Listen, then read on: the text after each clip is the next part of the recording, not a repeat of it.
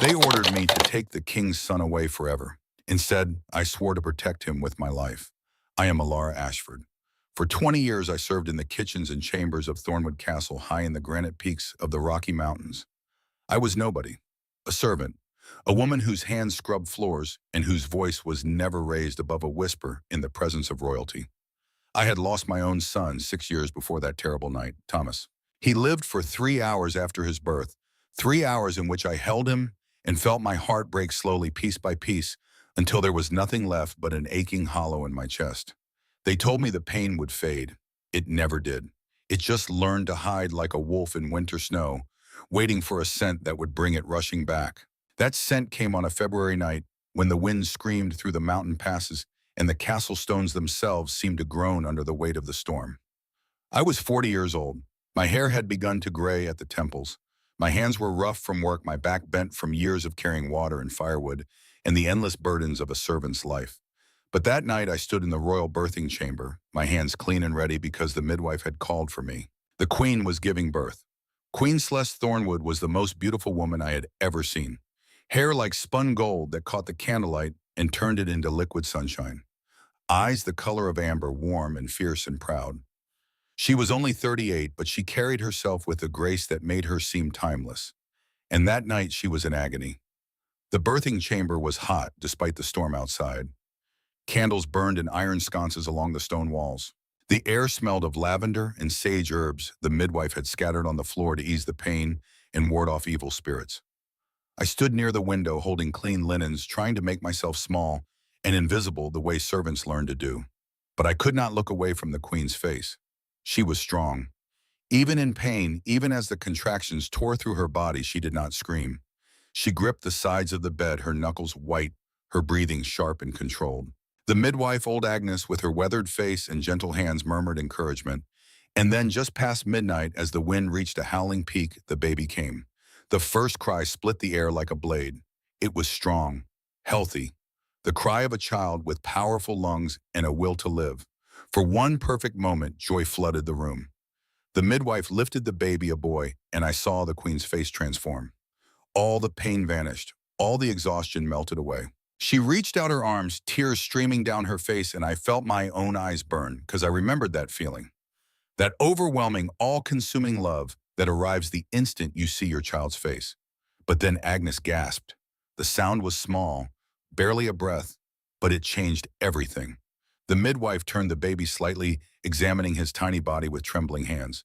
And there on his left shoulder, perfectly formed, as if carved by a master craftsman, was a mark, a crescent moon. The color of old silver raised slightly from the skin, unmistakable. The moon mark. The curse. Agnes's face went white. She looked at me and I saw something I had never seen in the old woman's eyes before. Terror. No, the queen whispered. No, please, no. She had seen it too. The joy drained from her face like water through a sieve. Her arms, which had been reaching for her child, fell back to the bed. And then she screamed, not in pain, in anguish. A sound so raw, so broken that it seemed to come from somewhere deeper than her lungs, deeper than her heart. It came from her soul. I had heard that sound before. I had made that sound myself 6 years ago, when they told me my Thomas was dead. The baby cried louder, confused and frightened by the sudden change in the room's atmosphere. Agnes wrapped him quickly in linen, but her hands shook so badly she could barely manage it. I stepped forward without thinking and took the child from her. He was so small, so warm. His little face was scrunched up, his mouth open in a wail, and when I held him against my chest, he quieted slightly. His eyes, still unfocused, were the deepest blue I had ever seen. On his shoulder, the crescent moon gleamed in the candlelight. The door to the chamber burst open. King Garrett Thornwood strode in, his face alight with anticipation. He was a tall man, broad-shouldered, with dark hair streaked with gray, and eyes the color of storm clouds. An alpha in every sense of the word, a king who commanded respect with a glance whose word was law across every mile of the mountain territories. He had waited years for this moment, an heir, a son to carry on his bloodline. He went straight to the queen's bedside. "Celeste," he said, and his voice was gentle in a way I had never heard before. "Is it?" She turned her face away from him. Her whole body shook with sobs. Garrett's smile faded. He looked at Agnes, at me, at the bundle in my arms. "Let me see him," he said quietly. I walked forward on legs that felt like they belonged to someone else. I placed the baby in his father's arms. Garrett looked down at his son, and for a moment I saw pure, uncomplicated love in his eyes. He touched the baby's cheek with one rough finger. The baby's crying softened. Then Garrett shifted the linen to examine his child properly, the way any father would. He saw the mark. I watched something die in him. It was not sudden. It was slow, like watching ice form over a river. His jaw clenched. His hands, which had been so gentle, began to tremble. He stared at the crescent moon on his son's shoulder, and I saw him age 10 years in 10 seconds. The prophecy, he whispered. Old Agnes bowed her head. Yes, Your Majesty. Garrett laid the baby back in the cradle beside the Queen's bed with a care that broke my heart. He did not look at Celeste. He could not. Instead, he turned to the window and stood there for a long time, his back rigid, his hands clenched into fists at his sides. The prophecy was 300 years old. Every child in the kingdom learned it before they learned to walk. The moon-marked heir shall bring the fall of the bloodline, madness to the throne, war to the kingdom, death to the Alpha line. For 3 centuries, any child born with the crescent moon mark had been exiled, sent away from the kingdom, never to return. It was the law. It was survival. It was the only way to prevent the doom the prophecy promised. But those children had never been the king's own son. Garrett stood at the window for what felt like hours. Outside, the storm raged. Inside, the only sound was the Queen's quiet weeping and the baby's occasional whimper. Finally, the king turned around. His face was a mask, empty, carved from stone. He looked at me, not at Agnes, not at the guards who stood at the door, at me. Alara Ashford, he said. I had never heard the king speak my name before. I curtsied clumsily, my heart hammering in my chest. Your Majesty, you will take the child, he said. His voice was hollow, scraped clean of all emotion. You will carry him beyond our borders, far beyond, to the edge of the territories where the kingdom's law no longer reaches. You will leave him there, with distant kin, with wanderers, with anyone who will take him. He cannot stay here. The words hit me like blows. I opened my mouth, but no sound came out. He must be gone before dawn, Garrett continued. No one outside this room can know he was born with the mark. As far as the kingdom is concerned, the prince died in childbirth. Do you understand? I wanted to say no. I wanted to fall to my knees and beg him to reconsider. He was talking about a baby, an innocent child who had done nothing wrong except be born with a mark he did not choose. But I was a servant. I had no voice, no power, no right to question a king. I understand, Your Majesty, I whispered. Garrett's eyes met mine, and in that moment I saw past the mask. I saw a man being torn apart from the inside, a father condemning his own son to exile, a king choosing law over love. This is not a request, he said quietly. It is a command that cost me more than you will ever understand. He must leave this kingdom and never return. He walked past me without another word. The door closed behind him with a finality that echoed through the stone chamber. I stood there holding nothing, feeling everything. Old Agnes came to my side. You'll need supplies, she said in a low voice. Warm clothes, food. It's a long walk to the border. How far? I asked. 2 days on foot, maybe 3 in this weather. 3 days, through a blizzard, carrying a newborn baby to his doom. I looked at the Queen. Celeste lay curled on her side, her face buried in her pillows, her golden hair spread across the sheets like a shroud. She was not moving, not speaking. I do not think she was even breathing normally. She looked like a woman who had died but whose body had forgotten to stop. I walked to the cradle. The baby had fallen asleep exhausted from crying. His tiny chest rose and fell with each breath. His little fists were clenched. The crescent moon on his shoulder seemed to glow in the candlelight, but perhaps that was just my imagination. I reached down and picked him up. He was so light, barely heavier than a sack of flour. But when I held him against my chest, I felt a weight settle over my heart that had nothing to do with his physical body. This child needed someone. And I, who had lost my own son, who had spent 6 years with empty arms and a hollow chest, I needed something to give my life meaning again. Agnes wrapped the baby in rough woolen furs. She gave me a pack with dried meat, hard bread, and a water skin. She pressed a small knife into my hand. For protection, she said. The borderlands are dangerous. I nodded. I took the supplies. I took the baby, and I walked out of the birthing chamber into the howling storm. The castle corridors were empty at this hour. The guards had been dismissed, sent away, so no one would witness the prince's secret departure. My footsteps echoed on the stone floors. The baby stirred against my chest but did not cry. It was as if he already understood that silence was his only hope. I reached the servants' entrance and pushed open the heavy wooden door. The wind hit me like a fist so cold it stole my breath. Snow swirled in the darkness, thick and blinding. I pulled my cloak tighter around the baby and stepped out into the night. The path into the forbidden forest was steep and treacherous. Snow had drifted up to my knees in places. I stumbled more than once, catching myself against trees, feeling the rough bark tear at my hands even through my gloves. The baby was quiet, too quiet. I kept checking to make sure he was still breathing, still warm. The forest closed around me like a mouth. The trees here were ancient, towering pines and firs that blocked out what little moonlight filtered through the storm clouds. Shadows moved between the trunks, and I heard sounds that made my blood run cold. The howl of wolves, the crack of breaking branches, the whisper of wind through hollow logs that sounded almost like voices. They said the forbidden forest was cursed, that the souls of the damned wandered here trapped between the living world and whatever came after. I had never believed those stories, but walking through that darkness alone except for a condemned baby, I started to believe. I walked for hours. My legs burned. My lungs ached from breathing the frozen air. My arms felt like they were going to fall off from holding the baby. But I kept going because I did not know what else to do. The king had commanded me to take the child to the border. So I walked toward the border. But with every step, a voice in my head grew louder. This is wrong. He is just a baby. He has done nothing to deserve this. I thought about my own son, Thomas. I had held him for 3 hours. 3 hours in which I memorized every detail of his tiny face, his little hands, the way his eyes tried to focus on mine, even though he was too young to really see. 3 hours before his breathing slowed and stopped, and he was gone. I would have given anything for more time with him. Anything. And now I was carrying a living, breathing child into the wilderness to abandon him, to leave him to die because there was no way a newborn would survive alone in this cold. Even if I found someone to take him, who would care for a moon-marked child, who would risk the curse, I stopped walking. The snow fell around me in silence. The baby shifted in my arms, and I looked down at his face. His eyes were open, those deep blue eyes unfocused but somehow aware. He was not crying. He was just looking at me, trusting me. And in that moment, I made a decision that would change everything. I was not going to leave him. Laws were made by men, not gods. Kings could be wrong. Prophecies could be misunderstood.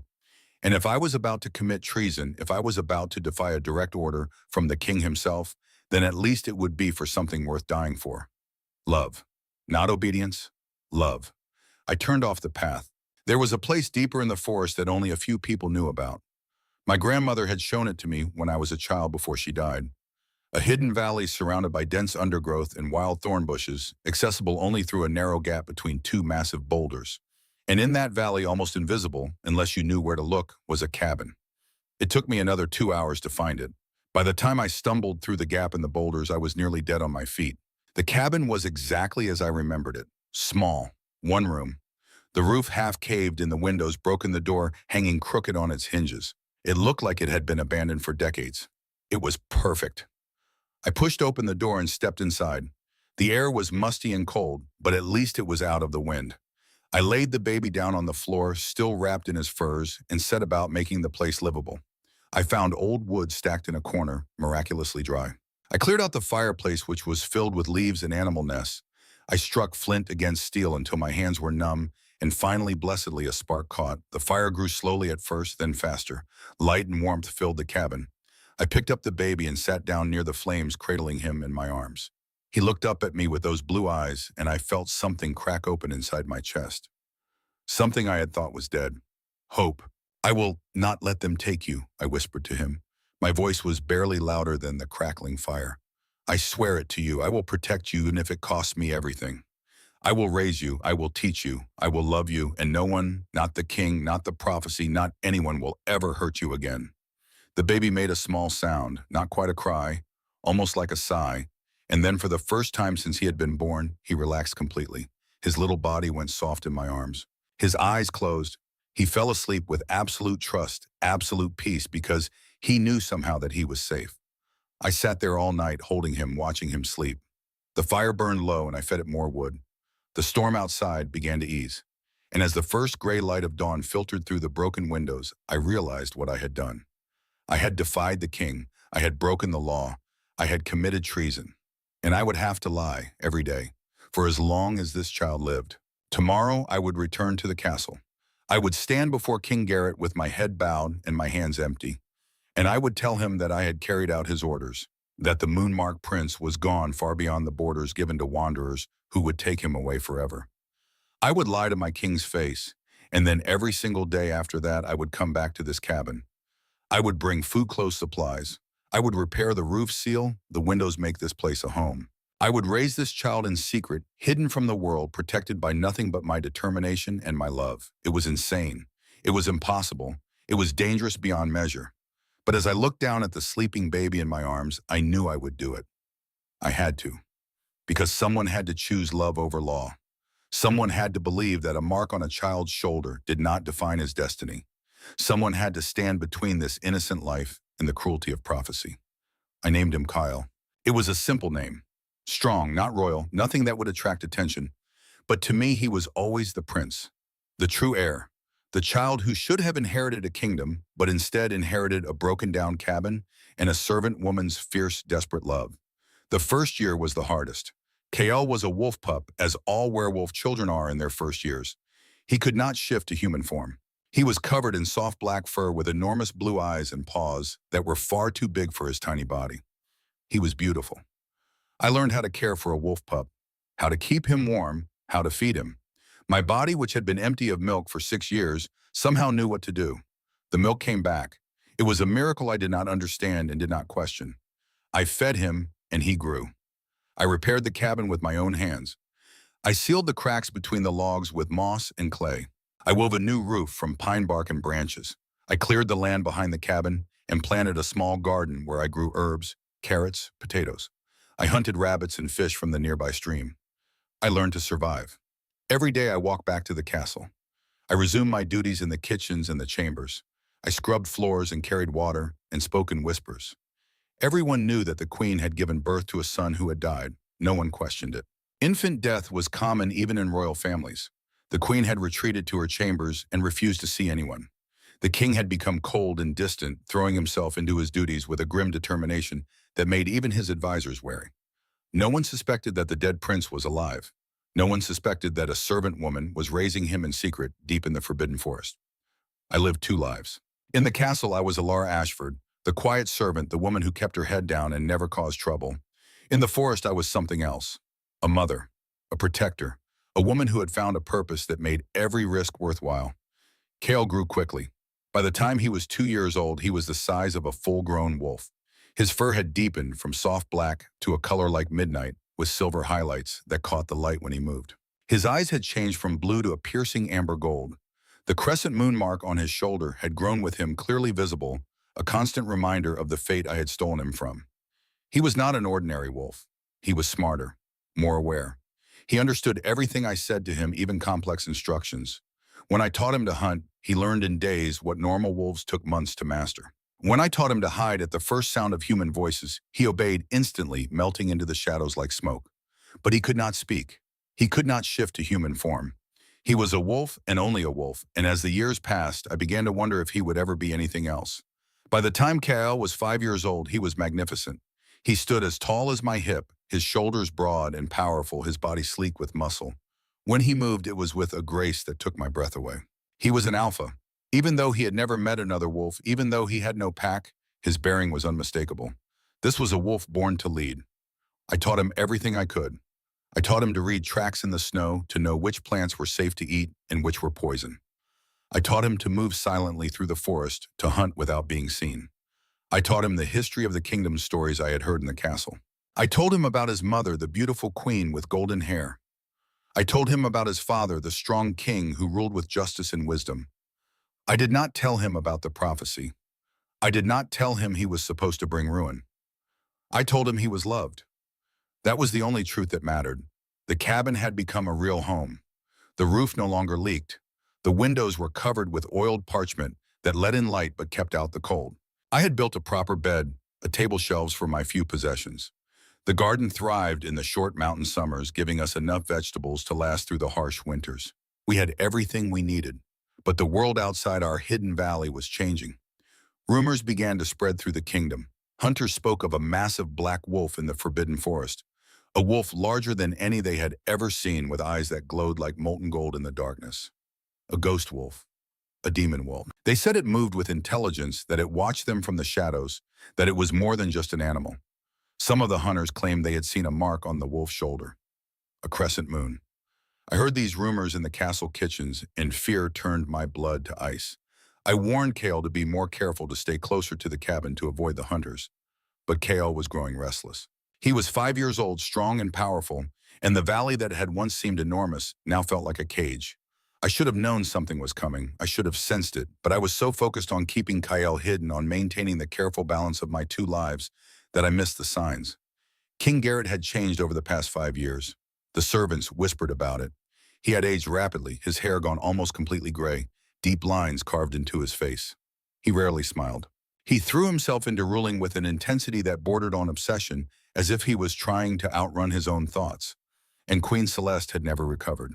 She sat by her window day after day, staring out at the forest, never speaking, barely eating. It was like she was waiting for something, or someone. Then in the middle of winter, the king made an announcement that sent shockwaves through the castle. He was going to hunt in the forbidden forest. Alone. Without guards, without advisors, without anyone. He was going to track down the legendary Shadow Wolf himself. The servants thought he had gone mad with grief. The advisors tried to talk him out of it. But Garrett Thornwood was the king, and when a king makes a decision, no one can stop him. I knew with a certainty that made me sick that he was looking for his son. Somehow, some way, he had heard the rumors. He had put the pieces together. The moon-marked wolf in the forest. The right age. The right size. He knew. Or at least he suspected. And he was coming. I ran from the castle the moment my duties were finished. I did not walk. I ran through the snow, my lungs burning, my heart pounding so hard I thought it would burst from my chest. I had to warn Kale. I had to hide him. I had to. The cabin was empty. I stood in the doorway gasping for breath, staring at the empty room. The fire had burned down to coals. Kale's sleeping place, a pile of furs in the corner, was undisturbed. But he was gone. Kale, I screamed his name into the forest. Kale, where are you? No answer, just the wind in the trees and the soft whisper of falling snow. I forced myself to calm down, to think. Kale was smart. If he had sensed danger, he would have gone to one of our hiding places. The cave by the stream, the hollow under the old oak tree. I saw tracks in the snow. Kale's tracks, unmistakable. 4 massive paw prints heading away from the cabin, heading toward the old clearing where we sometimes sat together, and I told him stories. I followed the tracks, stumbling through the snow, fear clawing at my throat, and then I heard it, a deep rumbling growl, the sound of a wolf ready to fight. I burst through the undergrowth into the clearing, and my worst fear became reality. Kyle stood in the center of the open space, his fur bristling, his teeth bared. He looked enormous, terrifying, every inch the legendary Shadow Wolf the hunters had described. And facing him only 20 feet away was King Garrett Thornwood. The king wore simple hunting clothes, no royal arose. His face had aged even more than I remembered. Deep lines, gray hair, but his posture was still that of an alpha. He held a long spear in his hands, the tip gleaming in the pale winter light. He was staring at Kale with an expression I could not read. Awe, pain, recognition. So you are real, Garrett said quietly. His voice trembled, but not with fear. With something else. All the rumors, all the stories, they were true. Kale growled deeper. His muscles tensed. I could see he was preparing to attack. He would fight. He would defend himself. And he would die because I had never taught him to fight a trained warrior. I had taught him to hide, to run, but not this. I did not think. I just moved. I threw myself between them. My arms spread wide, my body a living shield between the wolf and the king. The surprise on Garrett's face was absolute. He recognized me instantly, and I saw his eyes go wide with shock. You, he gasped, the spear lowered slightly. Alara Ashford, you're still alive. Please, I begged. Tears streamed down my face and I could not stop them. Please don't take him. Don't send him away. It's my fault. I didn't do what you commanded. I couldn't abandon a baby in the snow. Punish me. Exile me. Execute me if you must. But please, please let him stay. Garrett stared at me. Then his eyes moved past me to Kael, to the massive black wolf with golden eyes. And I saw the moment he noticed it. The crescent moon mark on Kael's left shoulder, perfectly visible in the winter light. That cannot be, Garrett whispered. His voice broke. The spear fell from his hands and landed in the snow with a soft thud. My son. That is my son. Yes, I said. I was sobbing now, all pretense gone. That is your son, Prince Kale. I couldn't send him away. I knew it was treason. I knew I would be punished. But I couldn't let him die. I couldn't. King Garrett Thornwood, the alpha of the mountain territories, the ruler of the kingdom, fell to his knees in the snow. He buried his face in his hands. His shoulders shook, and I heard a sound I never thought I would hear from him. The sound of a man breaking. Deep, wrenching sobs that tore from somewhere in his soul. You saved him, he whispered through his tears. You saved my son. Behind me, I heard Kale shift his weight. The growling had stopped. I could feel his confusion, his wariness. For 5 years, I had taught him that humans were dangerous, that we must hide that discovery meant death. And now I stood between him and a man who had just dropped a spear, a man whose scent must have carried something familiar, something that called to the wolf's deepest instincts. Slowly, carefully, Kale stepped forward. His massive paws made almost no sound in the snow. I felt his warm breath on my shoulder as he came to stand beside me, his body tense but no longer aggressive. He was trying to understand what was happening. King Garrett looked up. His face was wet with tears, his eyes red and swollen. He had aged more than 5 years in the time since that terrible night.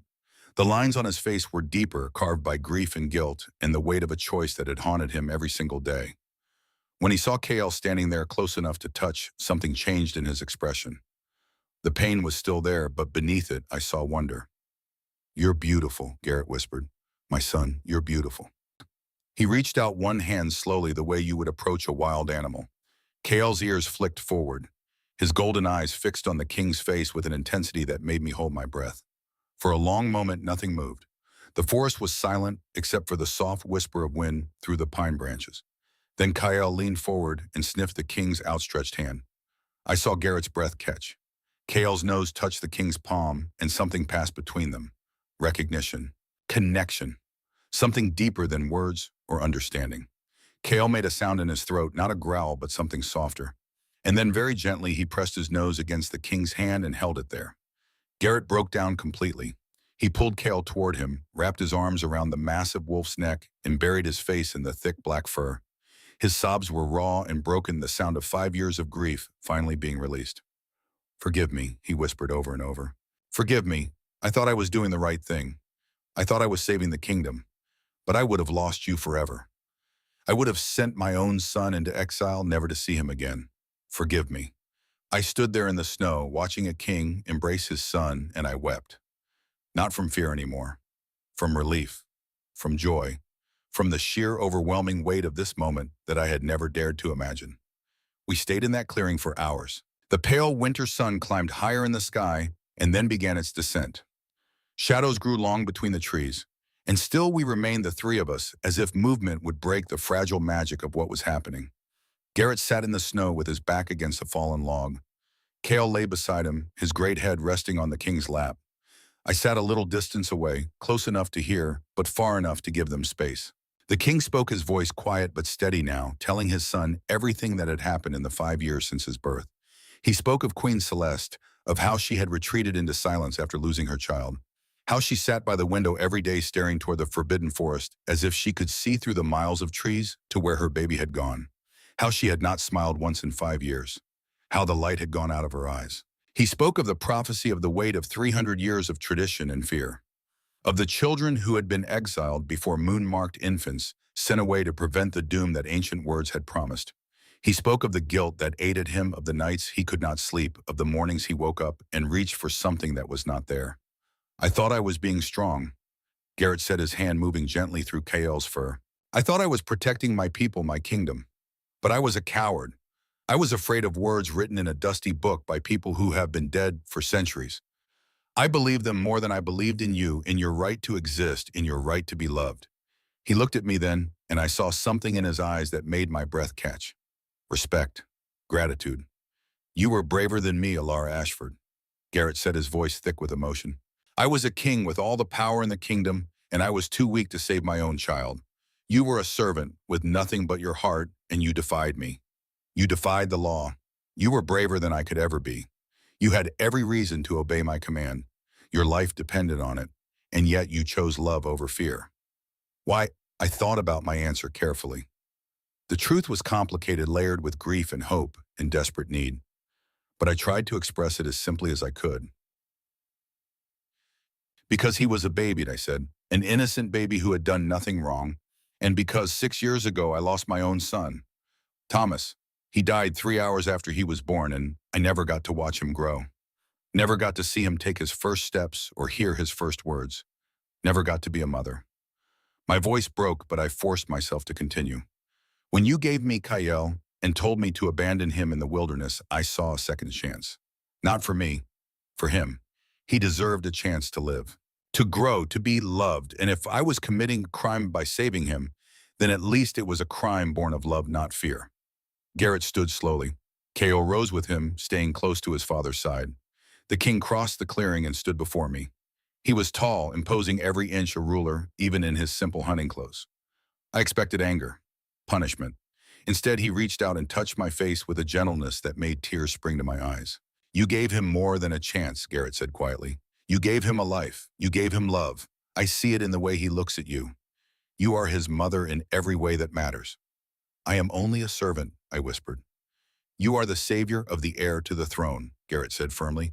You are the woman who risked everything to do what I could not, and for that I owe you more than I can ever repay.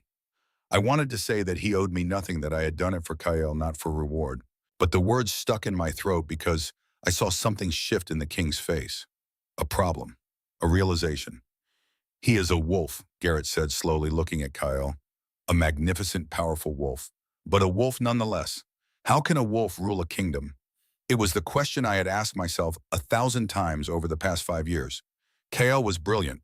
He understood language, emotion, strategy. But he could not speak. He could not hold a pen, sign documents, address his people.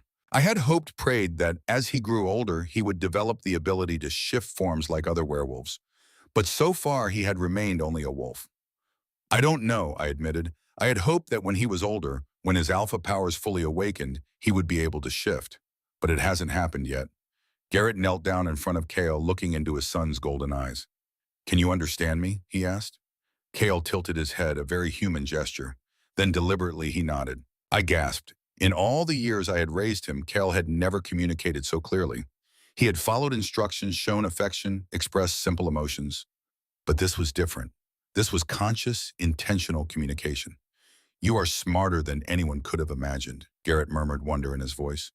You're not just a wolf, you're something more. Kael made a sound deep in his throat. Not quite a growl, almost like he was trying to speak but could not form the words. Frustration radiated from him, and I realized with a shock that he had been trying to shift for years. He wanted to be human. He wanted to speak, to communicate, to be more than what his body allowed him to be. But something was blocking him. Some barrier he could not cross. The mark, I said suddenly. The prophecy. What if it's not about destruction? What if it's about transformation? What if Kael's mark means he's different and special, but not in the way the old text claimed? Garrett looked at me sharply. What are you saying? The prophecy said the moon-marked heir would bring change, fall, transformation. We interpreted that as doom. But what if it just means change? What if Kael is meant to transform the kingdom, not destroy it? It was a desperate theory grasping at straws. But as I said the words, something shifted in the air. Kael's ears pricked forward. His whole body went still, alert, as if he was listening to something I could not hear. Garrett seemed to feel it too. He stood, his hand moving to rest on Kael's head. My son, he said softly, if you can hear me, if you can understand me, then listen. You are not cursed. You are not a monster. You are my child. You are loved. By me. By Alara. And by your mother, who has waited for you every single day, even though she thought you were dead.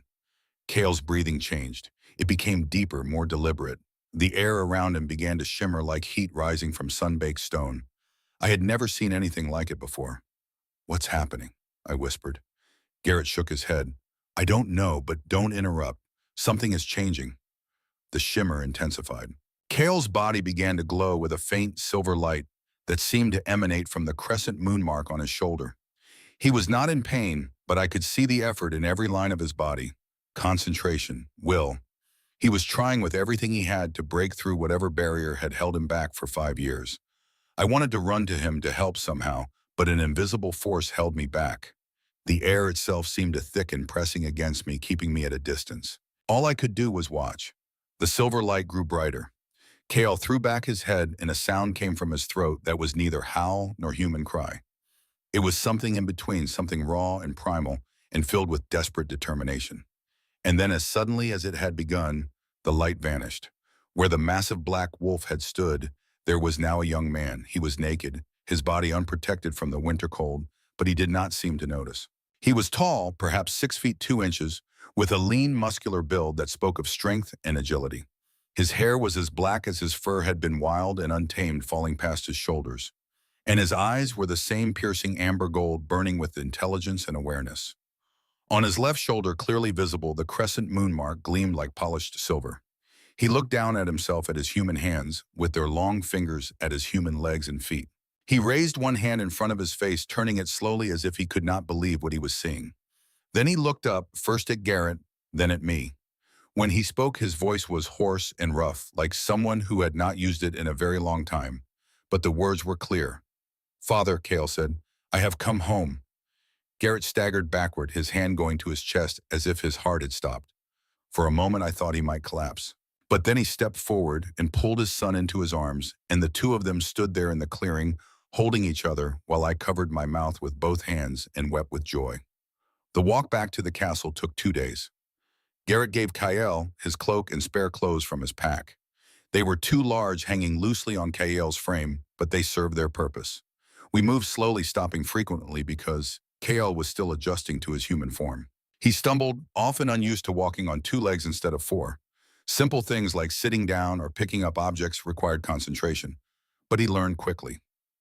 By the end of the first day, he was moving with more confidence. By the second day, he walked almost normally, though there was still something wolfish in the way he moved, a fluid grace and awareness of his surroundings that went beyond human senses. We talked as we walked.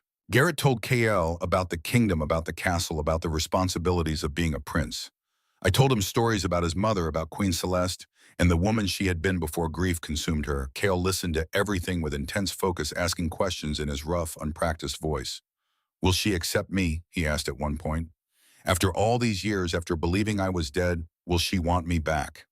I reached out and took his hand. It was the first time I had touched him in his human form, and I was struck by how warm his skin was, how solid and real he felt. "You are her son," I said firmly. "A mother's love doesn't die, Kael. It doesn't fade. She has been waiting for you. She just didn't know it." As we approached the castle, I felt anxiety building in my chest. Garrett had sent no word ahead. As far as anyone in the kingdom knew, he had gone into the forbidden forest to hunt a legendary wolf and had been gone for 3 days. Now he was returning with a stranger and a servant woman. There would be questions, suspicion, resistance. The guards at the gate recognized the king immediately, but their eyes went wide when they saw Kael and me walking beside him. They started to speak, to ask questions, but Garrett silenced them with a look. "Summon the entire court to the great hall," he commanded. "Everyone. Nobles, advisors, servants. I want them assembled within the hour." The guards bowed and hurried to obey. Word spread through the castle like wildfire. By the time we reached the great hall, it was packed with people. Nobles in their fine clothes whispering to each other, advisors with worried faces, servants pressed against the walls trying to see what was happening. And at the front, seated on a smaller throne beside the king's empty seat, was Queen Celeste. She had not changed much in 5 years, and yet she seemed like a ghost of herself. Her golden hair was still beautiful, but it hung limp and lifeless. Her amber eyes were dull, staring at nothing. Her face was pale, almost translucent. She looked like a woman who had died but whose body had forgotten to stop. She did not react when we entered. She did not even seem to see us. Garrett led Kael and me to the center of the great hall. The crowd fell silent, every eye fixed on us. I could feel the weight of their stares, the confusion and suspicion. Who was this young man with wild hair and golden eyes? Why was the king treating a servant woman with such respect? Garrett's voice when he spoke was clear and strong. It carried to every corner of the hall. "My people," he began, "I have summoned you here this evening for a reason that will change the fate of our kingdom forever." Murmurs rose, but Garrett raised his hand and they died away. "5 years ago," he continued, "I commanded that my son Prince Kael be sent into permanent exile. He bore the mark of the moon, and our ancient laws demanded his banishment. I obeyed that law because I believed it would save us all. His voice grew thick with emotion. I was wrong. The law was wrong. And a brave woman, a simple servant with more courage than I could ever claim, refused to obey my command. He turned and gestured to me. I felt my face flush as hundreds of eyes turned in my direction. This is Alara Ashford. She was ordered to take my infant son beyond our borders and leave him to die. Instead, she saved him. She raised him in secret with nothing but her love and her determination. And today, through a miracle I cannot fully comprehend, my son stands before you, alive, strong, and he is the true heir to this throne. The hall exploded in chaos. Shouts of disbelief, anger, confusion. An old nobleman with a gray beard pushed forward, his face red with outrage. This is blasphemy, he shouted. Your Majesty, the law has stood for 300 years. A moon-marked child brings ruin. The prophecy, Garrett interrupted, and his voice was like thunder, was written by frightened people who did not understand what they were seeing. The prophecy has controlled us for too long. I, King Garrett Thornwood, ruler of these lands, declare the law of the moon mark null and void. No child will ever again be condemned because of a mark they did not choose. But the danger, another advisor began. Kale stepped forward. Every eye in the room turned to him. In his borrowed clothes, with his wild hair and burning amber eyes, he looked like something from a legend. Not quite human, not quite wolf. Something in between, something powerful and strange and undeniable. When he spoke, his rough voice carried an authority that silenced every objection. The prophecy spoke of change, Kale said. It spoke of transformation. It was written by people who feared what they did not understand. I am here. I live. And I bring not ruin but hope. Hope that we can be better than our fears. Hope that we can choose compassion over ancient words. Hope that love is stronger than law. The silence that followed was absolute. I watched faces in the crowd shift from anger to uncertainty to something that might have been awe. Kale had spoken only a few words, but they carried weight, truth, power. Then from the front of the hall there was movement. Queen Celeste rose from her throne. Everyone turned to look at her. She moved slowly as if in a dream, descending the steps from the dais. Her eyes were fixed on Kyle with an intensity that made my breath catch. She crossed the hall floor and the crowd parted before her like water. She walked until she stood directly in front of Kale, so close they were almost touching. She was shorter than him, and she had to tilt her head back to look into his face. For a long moment she simply stared. Her eyes moved over his features, his wild black hair, his amber eyes, the strong line of his jaw. And then with trembling hands she reached up and touched his face. "My baby," she whispered. Her voice was broken, barely audible. "My baby lives." Tears began to stream down her face. Color flooded her pale cheeks. Life returned to her eyes like dawn breaking over a dark horizon. She touched Kyle's face, his shoulders, his arms, as if she needed to confirm he was real, solid, truly standing in front of her. "My son," she sobbed, and the words were filled with 5 years of grief finally released. "My son." Kyle's face crumpled. He had been strong through everything, but this broke him. He wrapped his arms around his mother and pulled her close, and the two of them stood there in the center of the great hall holding each other while Celeste cried and cried and cried. I saw nobles wiping their eyes. I saw hardened warriors turning away to hide their tears. And I saw King Garrett standing apart watching his wife and son reunite, his own face wet with silent tears. After a long time, Celeste pulled back just enough to look up at Kyle again. She touched the crescent moon mark on his shoulder, visible through the loose collar of his borrowed shirt. "They told me you were cursed," she whispered. "They told me you would bring destruction. But you're not a curse. You're a blessing. You're my miracle." Kale took her hand and pressed it to his heart.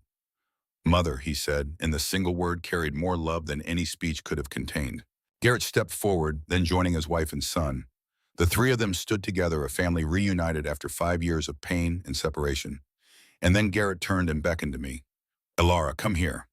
I hesitated, feeling out of place. This was their moment, their family. But Garrett's expression brooked no argument. I walked forward on shaking legs. Garrett placed a hand on my shoulder. "From this day forward," he announced to the assembled court, "Lady Alara Ashford will be recognized as Queen Mother. She will have a place of honor in this court, not as a servant, but as the woman who made the impossible possible. Without her, there would be no heir. Without her, there would be no future for this kingdom." "Your Majesty," I stammered, overwhelmed. "I am no one. I am nothing special. I only—" "You are everything," Celeste interrupted. She reached out and took my hand, squeezing it tightly. Her eyes, which had been dead for so long, now blazed with life and gratitude. You gave me back my son. You are family now. You are Kale's mother just as much as I am. And I will never forget what you have done. Kale pulled me into the embrace and suddenly I was surrounded by them. The king, the queen, and the prince. A family I had helped save. A family that now claimed me as their own. For the first time in 6 years since the day I lost Thomas, I felt whole. The hollow place in my chest was filled not with grief, but with love, purpose, belonging. The court erupted in applause. Nobles who had been skeptical moments before now bowed their heads in acceptance.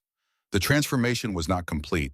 There would still be resistance, still be those who clung to the old ways, but something fundamental had shifted. A door had opened, change had begun. That night I was given chambers in the west wing of the castle. Not servants' quarters, a real room with a proper bed, tapestries on the walls, and a window that looked out over the forest. I could hardly believe it.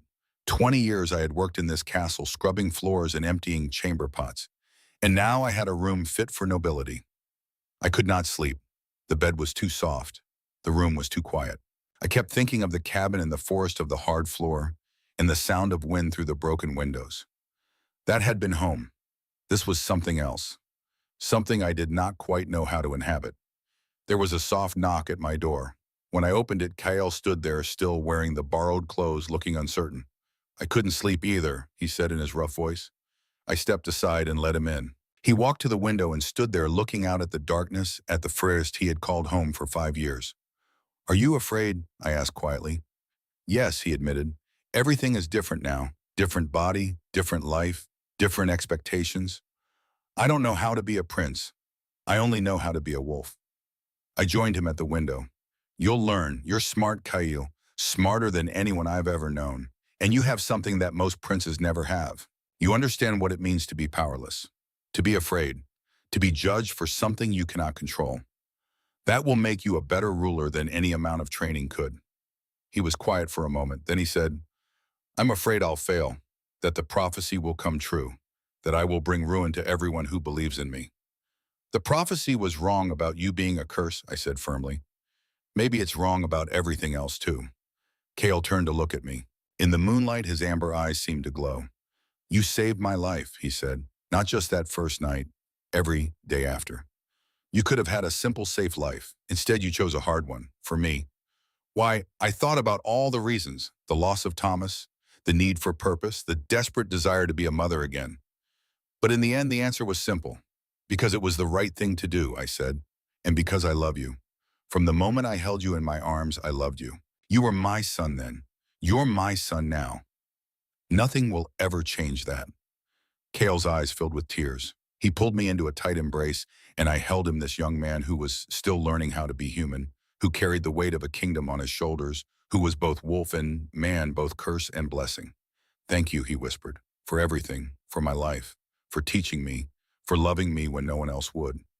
We stood there for a long time, mother and son, looking out at the forest that had sheltered us and the castle that now claimed us. The future was uncertain. There would be challenges ahead, resistance from those who feared change, dangers we could not yet see. But we would face them together.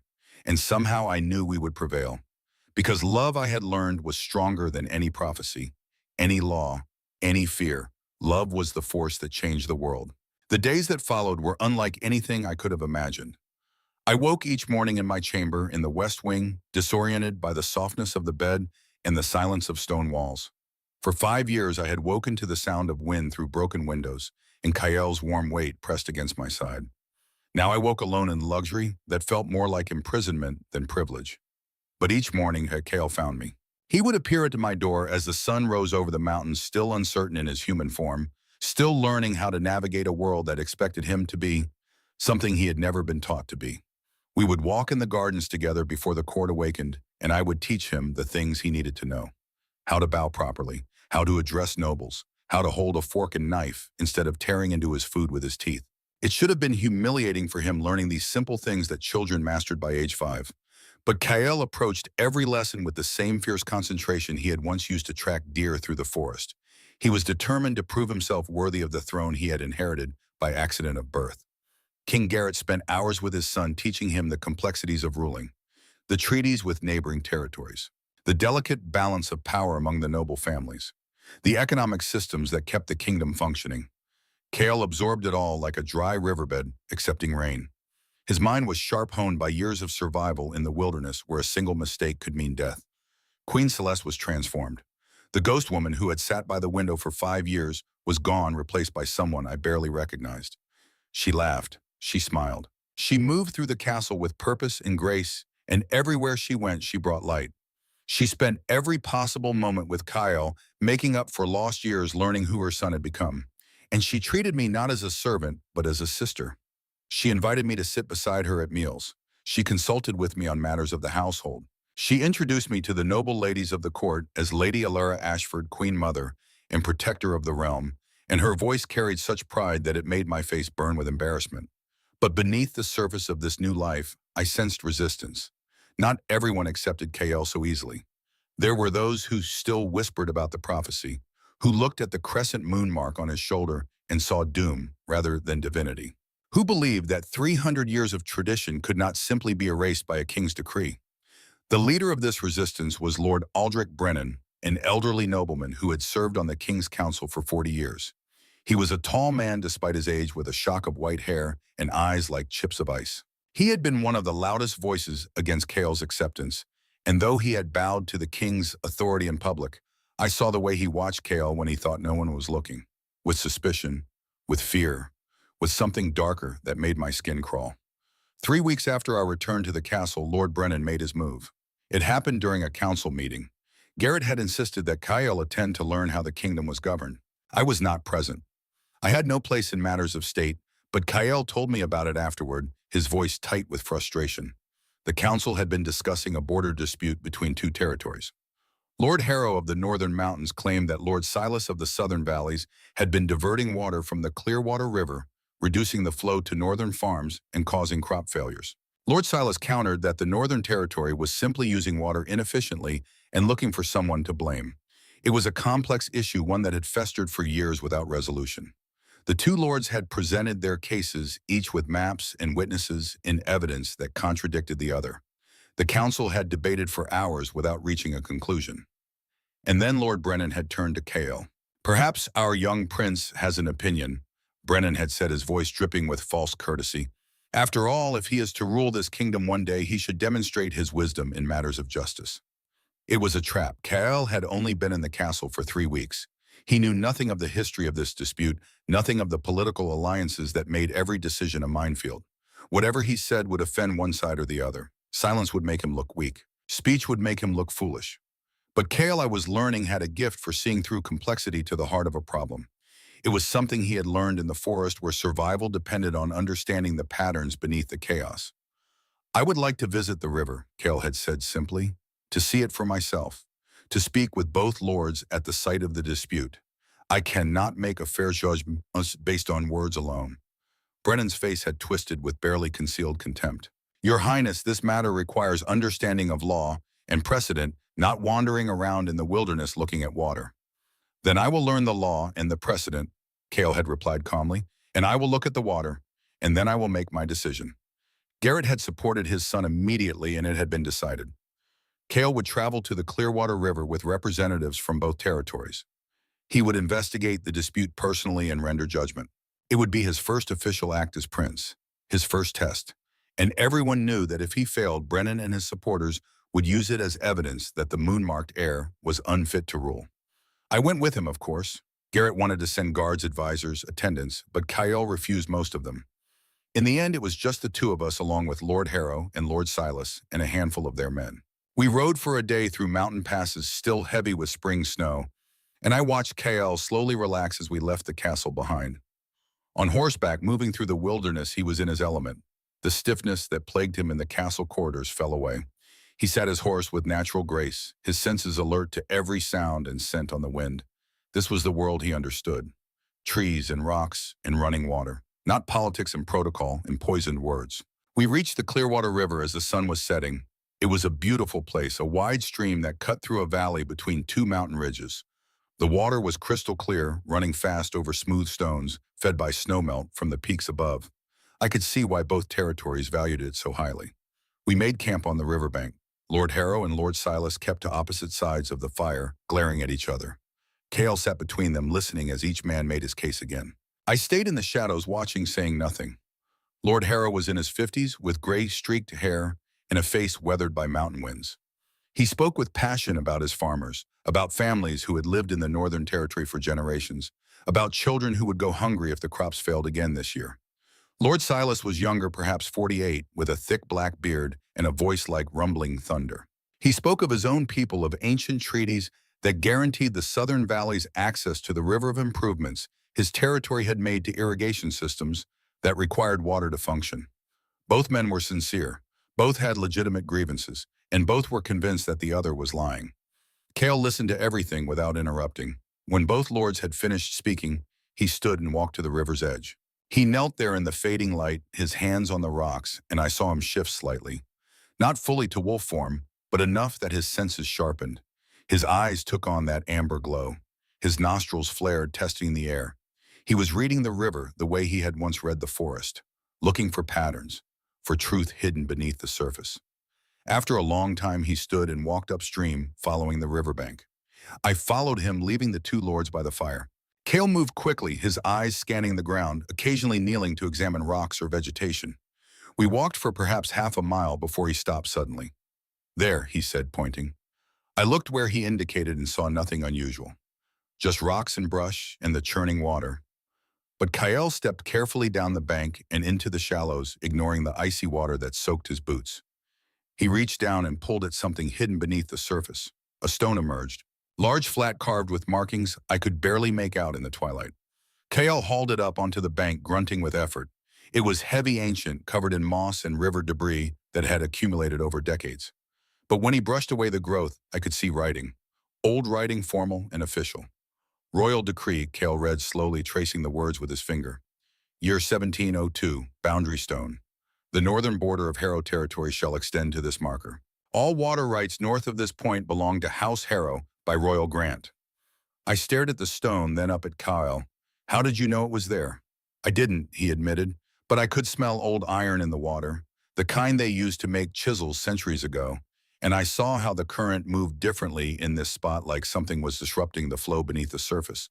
I thought it might be worth investigating." We carried the stone back to camp. Both lords stood when they saw it, their faces going pale in the firelight.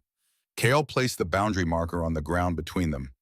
"This stone," Cale said, "marks the true border between your territories. According to the royal decree of 1702, this spot is the dividing line. Everything north belongs to House Harrow. Everything south belongs to House Silas." He paused, letting them examine the stone, verify its authenticity. Then he continued. "The problem is that the river has changed course over the past 300 years. It has shifted south by approximately 200 yards. Both of you have been arguing based on where the river flows now, but the law is based on where it flowed then. Lord Harrow, you are entitled to water rights that currently flow through Lord Silas's land. Lord Silas, you have been diverting water that legally belongs to the Northern Territory, though you did so unknowingly, believing it was within your borders." Lord Silas's face flushed red. "I never meant to steal." Cale raised a hand, cutting him off. "I know. Neither of you is at fault. The river changed. The old markers were lost or forgotten. But now we know the truth, and we must find a solution that honors both the ancient law and the current reality." He thought for a moment, then spoke again. "Here is my judgment. Lord Silas, you will construct a channel that diverts the appropriate amount of water back to the Northern Territory based on the historical boundary. Lord Harrow, you will compensate Lord Silas fairly for the cost of construction and for the land the channel will cross. Additionally, both territories will establish a joint commission to manage the river going forward to prevent such disputes from arising again. The commission will meet twice yearly to assess water levels and ensure equitable distribution." Both lords started to speak at once, but Kyle's voice cut through their protest. "This is not a request. This is a royal judgment, binding and final. You will both benefit. Lord Harrow, your farmers will have the water they need. Lord Silas, you will be compensated for your losses and will have a voice in future water management. And the kingdom will have peace instead of endless litigation." His voice softened slightly. "My father taught me that justice is not about winners and losers. It is about finding solutions that honor truth and serve the common good. Both of you are good men trying to protect your people. Now you will work together to serve them both." There was a long silence. Then Lord Harrow stepped forward and knelt before Cale. "Your Highness," he said, his voice thick with emotion, "I accept your judgment. and I thank you for the wisdom you have shown." Lord Silas hesitated only a moment longer, then he too knelt. "I accept as well, Your Highness. You have been fair, more than fair." I watched Cale's face in the firelight and saw him struggle not to show his relief. He had gambled everything on this judgment. If it had failed, if the lords had rejected his authority, it would have destroyed his credibility before it was even established. But he had succeeded, not through force or threats, but through intelligence and fairness and a willingness to seek truth beneath the surface of things. We returned to the castle 3 days later. Word of Cale's judgment had traveled faster than we had carried by the lordsmen who had witnessed it. By the time we rode through the castle gates, a crowd had gathered to see the young prince, who had solved a dispute that had plagued the kingdom for a decade. They cheered when they saw him. Common people, not just nobles. They called his name and waved and reached out to touch his horse as he passed. Cale looked overwhelmed, uncertain how to respond. But I saw him straighten in his saddle, saw him acknowledge their celebration with a nod, and I felt pride swell in my chest. This was my son, the baby I had saved from the snow, the wolf I had raised in secret, the prince who was proving that the old prophecy was nothing but fearful words. But not everyone celebrated. That night I woke to the sound of breaking glass. I sat up in bed, my heart pounding, straining to hear. Silence. Then footsteps. Soft, careful footsteps in the corridor outside my chamber. I slipped out of bed and pressed my ear to the door. The footsteps passed, moving away toward the east wing, toward Kael's chambers. Fear turned my blood to ice. I grabbed the small knife I kept by my bedside, a habit from my years in the forest, and eased my door open. The corridor was dark, lit only by moonlight through the windows. I saw shapes moving ahead of me. 3 figures dressed in black, moving with the practiced silence of trained killers. I should have run for the guards. I should have raised an alarm. But there was no time. They were already at Kael's door, already pushing it open, already slipping inside. I ran. I burst through the doorway into Kael's chamber and saw them. 3 men in dark clothes, faces covered, knives gleaming in the moonlight.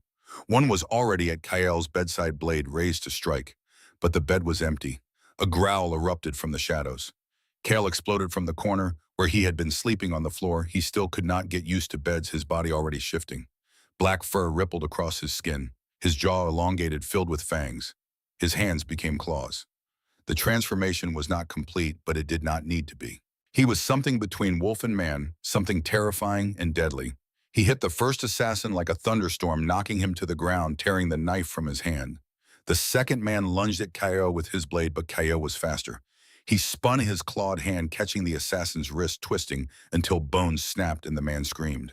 The third assassin turned to run. He saw me blocking the doorway and raised his knife. I did not think. I just moved, ducking under his arm, driving my own small blade up into his shoulder. He howled and fell backward, clutching the wound. Within seconds, it was over. 2 assassins on the floor, disarmed and injured. The third pinned beneath Kael's clawed hand, whimpering with terror as those amber eyes blazed inches from his face. Guards arrived, summoned by the screams. They burst into the room with swords drawn, then stopped short at the scene before them. Kael, still half-transformed, breathing hard blood on his claws, but none of it his own. 3 would-be killers disabled. And me standing in my nightgown with a bloody knife in my hand. King Garrett arrived moments later, followed by Queen Celeste. Both of them paled when they saw what had happened. How close they had come to losing their son again, barely a month after getting him back. Garrett's voice was like frozen steel. "Take them to the dungeon. I want to know who sent them." The guards hauled the assassins away. One of them, the man I had stabbed, was weeping openly. The other 2 were silent, but I saw fear in their eyes. They had failed, and they knew what that meant. Kael was still half-shifted, his body trembling with adrenaline and rage. Celeste went to him immediately, placing her hands on his furred shoulders, speaking to him in a low, soothing voice. Slowly, gradually, he shifted back to human form. The fur receded, the claws became fingers again.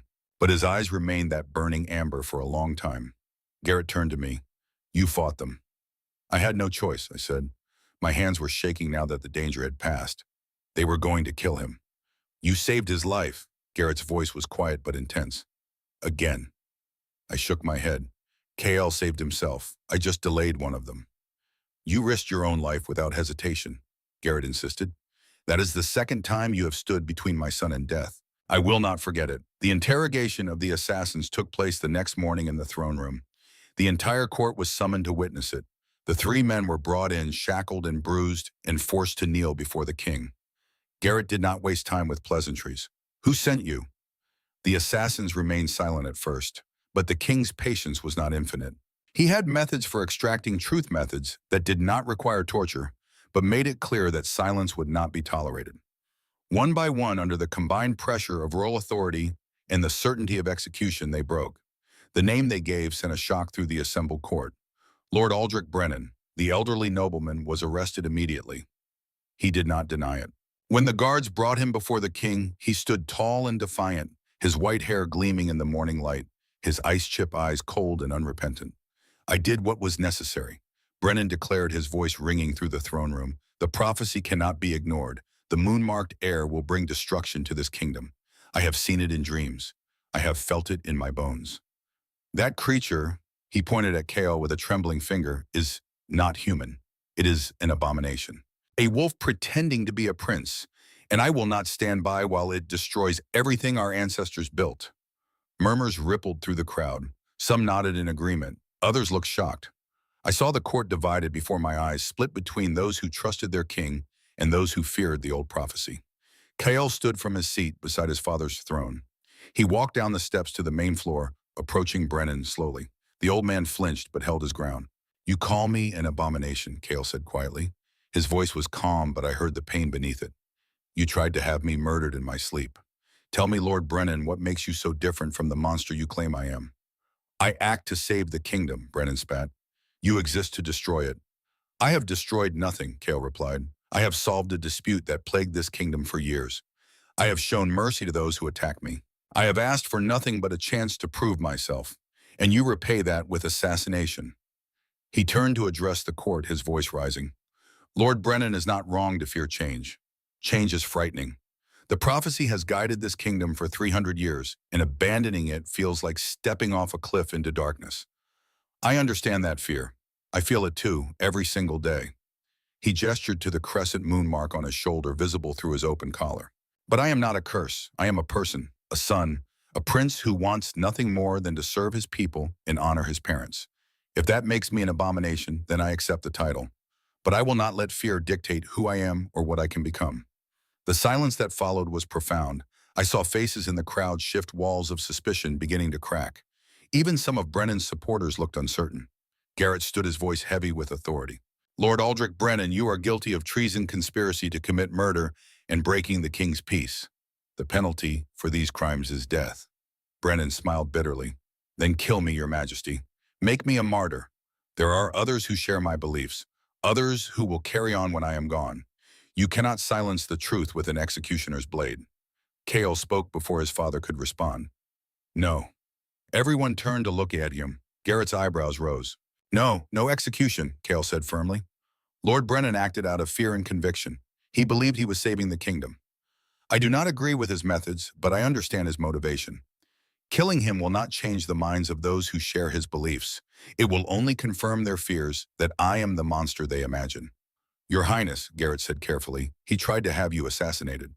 I know. Kael's voice was steady. And I choose mercy instead of vengeance. Let him live. Imprison him if you must, but let him live. Let him see that the prophecy is wrong. Let him witness the kingdom prosper under a moon-marked heir. Let him carry that knowledge until his natural death.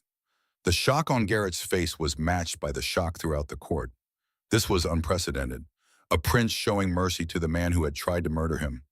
It was either the greatest wisdom or the greatest foolishness, and no one seemed certain which, but I knew. I knew because I had raised Kael. I had taught him that strength was not found in vengeance, but in choosing the harder path, the path of compassion even when anger would be easier. Garrett considered for a long moment, then nodded slowly. Very well. Lord Brennan, you are sentenced to life imprisonment. You will have comfortable quarters, books, food, but you will never again walk free in this kingdom, and you will live long enough to see your prophecy proven false. Brennan was led away in chains, his face a mask of confusion and rage. As he passed Kael, he hissed, You'll see. The prophecy will come true. You'll bring us all to ruin. Perhaps, Kael said quietly, but it will not be today. The weeks that followed brought transformation. Kael's judgment of the water dispute and his mercy toward Brennan shifted public opinion dramatically. People began to see him not as a cursed monster, but as a wise and compassionate leader. Nobles who had been skeptical started to support him openly. Common folk spoke his name with affection and hope. Garrett began to step back, allowing Cale to take on more responsibilities. Cale sat in council meetings, rendered judgments in disputes, met with foreign dignitaries. He learned quickly, his sharp mind absorbing the complexities of governance with the same focus he had once used to track prey through snow. Celeste worked with him on diplomacy and etiquette, teaching him the subtle arts of royal behavior. She was patient when he struggled, proud when he succeeded. I watched the bond between mother and son grow stronger each day, and it filled my heart with joy. But Celeste never tried to replace me. She understood perhaps better than anyone that Kael had two mothers, one who had given him birth, one who had given him life. Both were equally important. Both were equally loved. 6 months after our return to the castle, Garrett made another announcement. He was officially abolishing the law of the moon marked throughout the kingdom. Any child born with unusual marks or characteristics would be protected, not exiled. A new agency would be established to find and care for children who might otherwise have been abandoned. And to lead that agency, he appointed me. Lady Alara Ashford, Queen Mother and Protector of the Realm, would now also be the protector of the marked. I would have resources, authority, a staff. I would have the power to do for other children what I had done for Kyle. I wept when he told me. Not from sadness, but from the overwhelming sense that my life, which had once seemed so purposeless after losing Thomas, had been given meaning beyond anything I could have imagined. Within 3 months, we had found 5 children. A girl born with scales on her arms, abandoned in the Eastern Territories. Twin boys with eyes that changed color, left to die in the southern marshlands. A baby with small horns beginning to form on her forehead, rejected by her own parents. Another boy born with feathers instead of hair, discovered in a monastery where the monks had been secretly caring for him. We brought them all to the castle. We gave them homes, education, love. We showed them that their differences were not curses but gifts, that they belonged, that they were valued. Kael spent time with each of them. He understood better than anyone what it meant to be marked as different, to be feared and rejected. He became their protector, their advocate, their proof that being different did not mean being doomed. I watched him with those children and saw the prince he was becoming. Not despite his past, but because of it. His years in the forest had not weakened him. They had prepared him for exactly this moment, this role, this destiny. One evening, 6 months after our return, I stood on the balcony of my chambers watching the sunset paint the mountains gold and purple. Kael found me there, as he so often did during the quiet hours. He stood beside me, taller now, stronger, more confident in his human skin, though he still preferred to sleep in wolf form. We watched the light fade in comfortable silence, the way we had done countless times in the cabin when words were unnecessary. Finally, Kael spoke. "Do you ever regret it?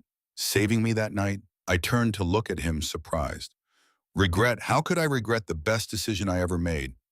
"You gave up everything," he said quietly. "A normal life, safety, peace. You lived in fear for 5 years, always watching, always hiding. You risked execution for treason. All for a baby you had no obligation to protect." "You were not an obligation," I said firmly. "You were a gift. After I lost Thomas, I thought I would never be a mother again. But then you came into my life, and suddenly I had a purpose, a reason to wake up each morning, someone to love and protect and teach. You did not take from me, Kael.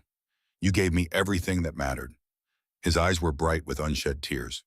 "When I become king," he said, "I will rule as you taught me, with compassion, with courage, with the conviction that old laws are not sacred when they harm the innocent. I will build a kingdom where no child is condemned for being different, where love matters more than prophecy, where courage matters more than fear." "You will be a great king," I said, and I meant it with every fiber of my being. "I already am what I am because of you," Kael replied. He took my hand, squeezed it gently. "In every way that matters, you are my mother. You saved my life. You shaped who I am. You showed me that love is stronger than law, that one person's courage can change everything." We stood there as night fell over the mountains, mother and son bound not by blood, but by something stronger, by choice, by sacrifice, by love that had defied kings and prophecies and 300 years of tradition. The castle below us glowed with light. In the great hall, nobles gathered for the evening meal. In the nursery wing, the marked children played under the watchful eyes of their caretakers. In the throne room, Garrett and Celeste discussed matters of state planning for a future that now included hope instead of just duty. And in the dungeons, Lord Brennan sat in his comfortable cell, waiting for a prophecy that would never come true, unable to understand that he had already witnessed the transformation he feared. Not destruction, but creation, not ruin, but renewal. The prophecy had been right about one thing. The moon-marked heir had brought change. Profound, fundamental change that would reshape the kingdom for generations to come. But it was not the change of destruction. It was the change of growth, of evolution, of learning that fear is a poor foundation for law and that love is the strongest force in the world. I had been ordered to exile a prince. I had chosen to raise him instead. And in that single act of defiance, I had not just saved one life. I had changed the course of history. As we turned to go inside, Kyle paused and looked back at the forest, dark and vast in the distance.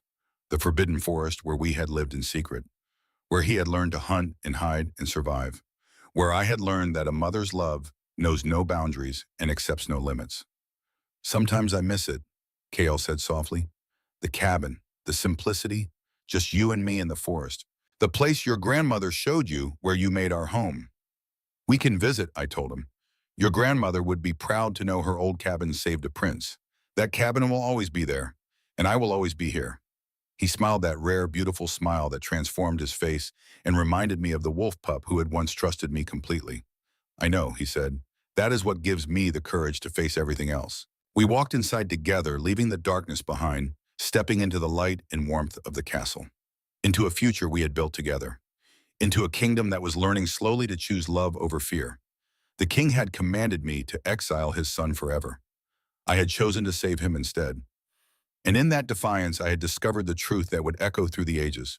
Sometimes it takes only the courage of a single person to change everything. Love is stronger than any law, any prophecy, any fear.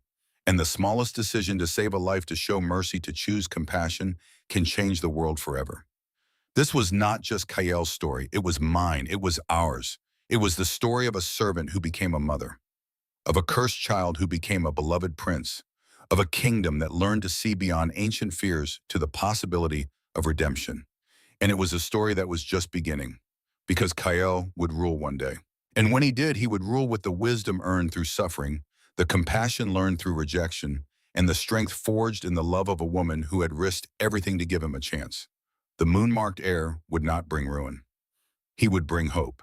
And that I knew with absolute certainty was a far more powerful magic than any prophecy could contain. The end of our story was really just the beginning of something greater. A legacy built not on fear and exile, but on love and acceptance. A kingdom transformed not by prophecy, but by choice. And at the center of it all, a simple truth, that a mother's love can defy kings' change laws and rewrite destinies written in stone. I had saved a life, and in doing so I had found my own.